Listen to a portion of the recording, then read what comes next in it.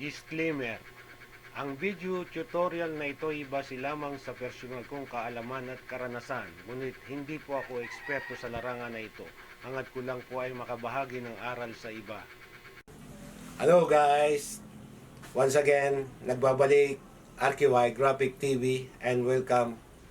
Siya nga pala, itong video na to ay magbibigay lang ako ng kunting tips and tutorial kung paano maglagay ng tatak sa baso. Sublimation process. Kaya sa mga hindi pa nakakaalam, ay kung bago ka sa channel ko, pindutin mo na ang bell at mag-subscribe ka para lagi kang updated sa mga video kong i-upload. Umpisahan na natin to.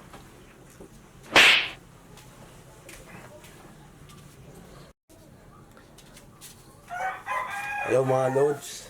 Bago tayo mag-umpisa, ihanda muna natin ang ating mga kailangan. Ang unang pangailangan natin na ihanda natin ay itong sublimation transfer paper na ito ay QAP. At kailangan din natin ng mug. Ito. Dito tayo sa sample. Ito ay QAP din. Kung napapansin nyo, QAP din yan.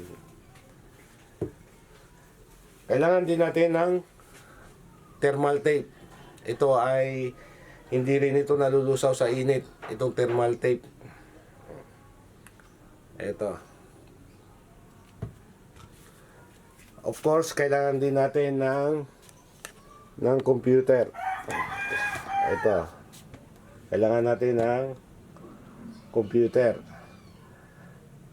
At ang panghuli na kailangan natin ay yung sublimation ink na printer. Ito Epson L121 na sublimation. Yan. Yan ang una nating tatalakayin. Ngayon dito tayo dadako ngayon sa computer para yung design na layout na kailangan natin ay papakita ko sa inyo. Ito mga loads, kung napapansin nyo, mayroon akong design dito na inihanda natin para sa ating isasample na mugs. Ang sukat pala nito ay ginawa ko siyang instead na 3.5 ang haba, ginawa kong 4 inch.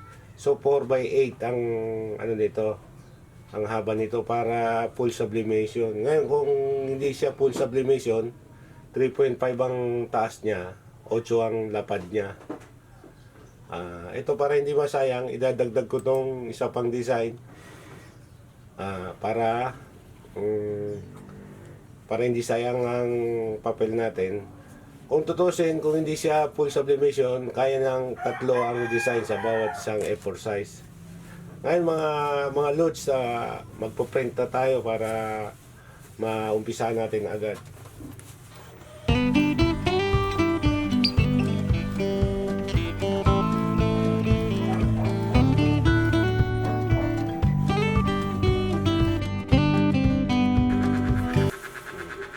Ang paglagay niyan ay kailangan nakabaliktad siya. Kaya ito, isisentro lang natin ito. Ayan.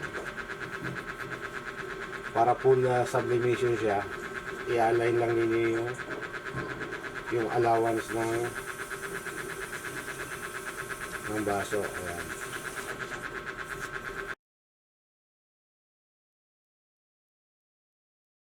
Ayan, double check baka nakabaliktad. Ayan, sakto.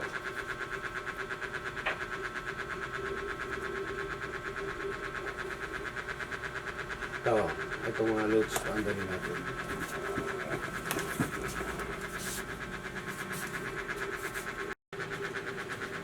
Ito nga pala mga loads, ang gamit kong heat press, ito ay QAP mug press. Yan, ito very friendly use, napakadaling gamitin. Ayan. Ngayon, ang pag-setting nito ay mayroon siyang temperature sa taas, sa gitna yung shape niya, at saka yung time, at saka itong mode. Ang madalas ginagamit dito itong mode at saka itong timer niya. So, papakita ko sa inyo kung paano siya isi-setting. I-on muna natin. Yan. Pag nakita nyo yung tumaas na siya, yung unang mode na gagamitin nyo ay lalabas kung ano yung isi-set mo. Yan. Yan. Umilaw lahat. Pag pindot mo ng pangalawa, ayan na, nasa temperature na siya. Yung temperature, pwede nyo taasan. Ayan, 382, 385. Kung gusto nyo pababa, dito naman sa kaliwa. Ayan. Kaya lang, ang setting natin na recommended na setting ay 380. Ayan, ayan ang temperature niyan. Kaya pag okay na yan, ilalagay mo naman sa mode uli. Yung mode na yan, kung ilang segundo naman yung time niyan. Ayan, ayan. Ngayon, kung gusto mong mas mataas ang ano yan, 31, 32, 33, 34, pataas. Kung pababa naman ang ano, gusto mo, pindutin mo naman sa kaliwa, pababa ng pababa. Kung okay ka na dun sa 30 seconds, pindutin mo naman yung itong mode. Ayan, mag-umpisa na siyang marating yung setting mo na 380. Yan. I-set na natin siya sa 380. Waiting natin. Ayan, 372.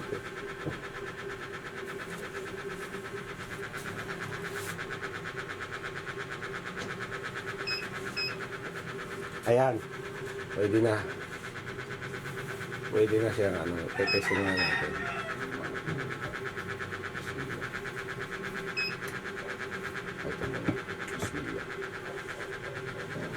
Yan, ilalagay lang natin. At saka dahan-dahan lang sa paglagay. Hindi naman masikip at hindi naman maluwag. Yan. Ngayon, pipindutin lang natin itong okay nga para mag-start na siya. Aakyat yan ng 380. Pag sabit niya sa 380, mag-uumpisa na yung time niya na segundo. 30 seconds pababa. At pag nag-warning ano na siya, pwede na siyang tanggalin. Dahil nilagay natin yung baso, kaya yung temperature niya nakikita niyo na bumababa kasi malamig yung tima ng baso. Pero pag ano ay aakyat uli hanggang marating niya yung 380 na ginawa mong setting.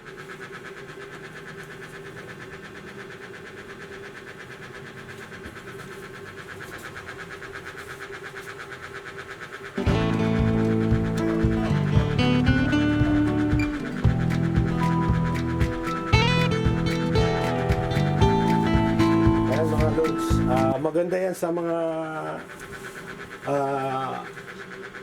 pangregalo, lalo na pag may mga okasyon na birthday, party, mga wedding, Father's Day, lahat ng okasyon na kailangan mo magregalo.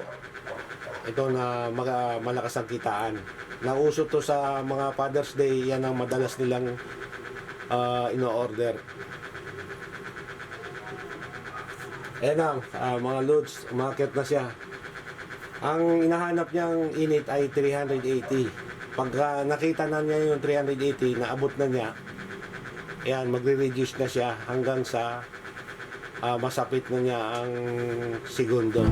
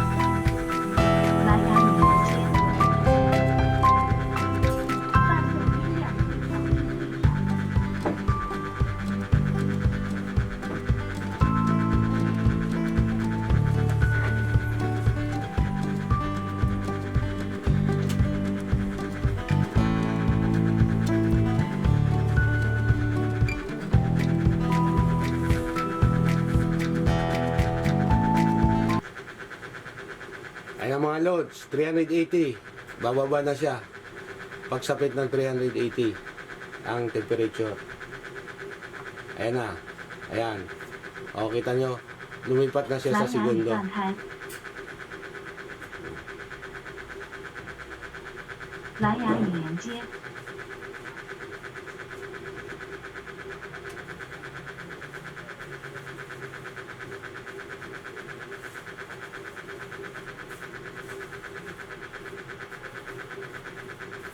3, 2, 1.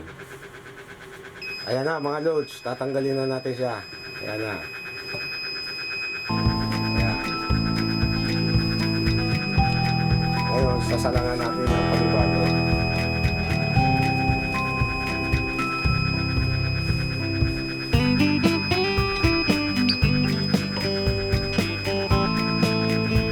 蓝牙已断开。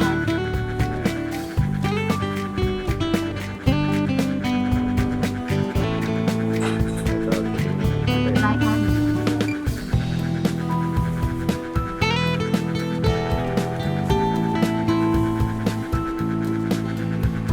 Wow. Angas. Ayan na, ready na siya.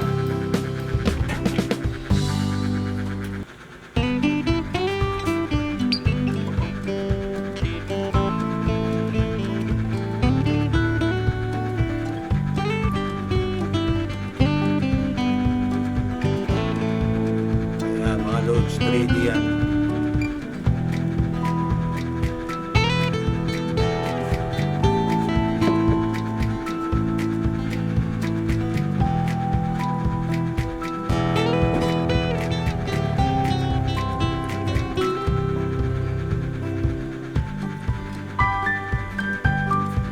Ito Ramadan.